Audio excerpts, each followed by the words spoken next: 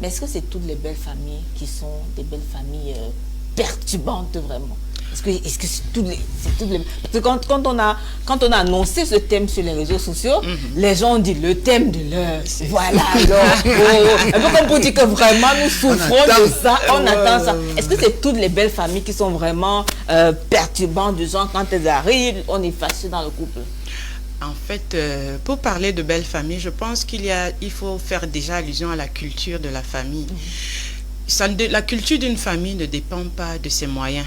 Il y a des familles où ils sont démunis, mais ils ne dérangent pas la nouvelle fille qui vient. Et il y a des familles qui ont tellement d'argent et ils pourrissent la vie de la belle fille, de la personne, les personnes en relation.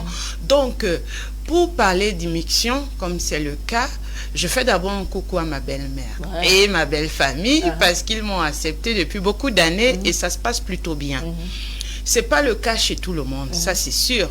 Donc, pour revenir à ta question de savoir si toutes les belles familles dérangent, il y a cette famille-là, les belles familles qui dérangent et d'autres qui ne dérangent pas. Et c'est pourquoi j'ai parlé de la culture familiale, du niveau d'éducation, du niveau de compréhension et la maturité de la famille. Parce que si la famille n'est pas mature dans la façon de gérer tellement de choses, quand une nouvelle personne s'ajoute à la famille, étant donné qu'elles ont déjà un problème de gestion interne, quand la nouvelle personne vient, on va commencer à la scruter, on va commencer à scruter faits et gestes, se dire qu'elle vient ici, pourquoi. Mais quand dans cette famille-là, on s'en fout, tout ce qui compte, c'est le bonheur de notre fils.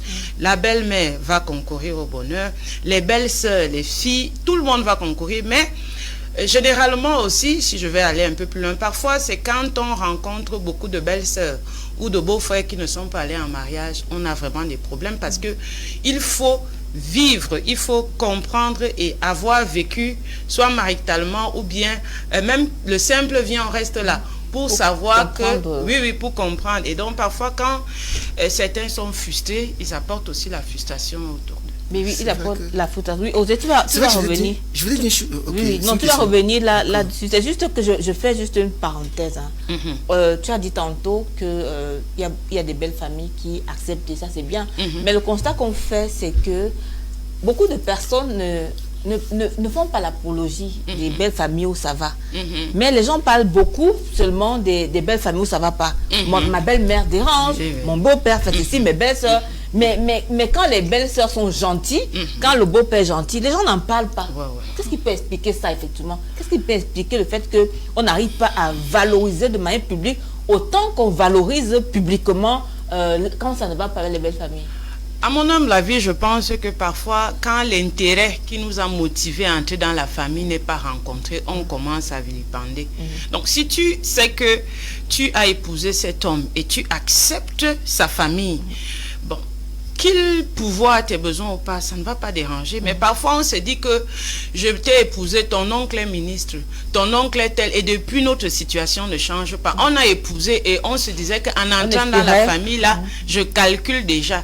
Et j'aurai tel concours si je suis ici. Et quand, à un moment donné, on se rend compte que les choses n'évoluent pas, on commence à trouver que, bon, on parle à gauche et à droite, mais il y a les belles familles où... Mais ce qui est sûr, c'est que le temps de fusion, le temps d'acceptation, il y a toujours des conflits. Parce que c'est des personnes qui ont reçu différentes éducations, qui viennent, qui se mettent ensemble. Donc, le temps qu'on s'acclimate et tout, ça crée forcément des conflits. Et puis, bon, mais si l'objectif...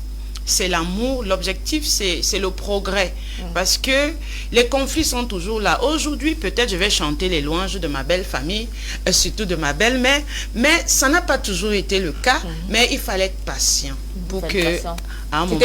C'était une étape, et tu as suggéré cette étape-là. Il y a une personne que je connais qui m'a dit un jour que si elle avait de très bonnes relations avec sa belle famille, et elle m'a dit qu'elle apprécie ça, mais seulement si elle commence à divulguer ça, la belle famille va se dire, en fait, quand tu as pas, c'est comme pour dire aux gens que tu nous as dans ta poche.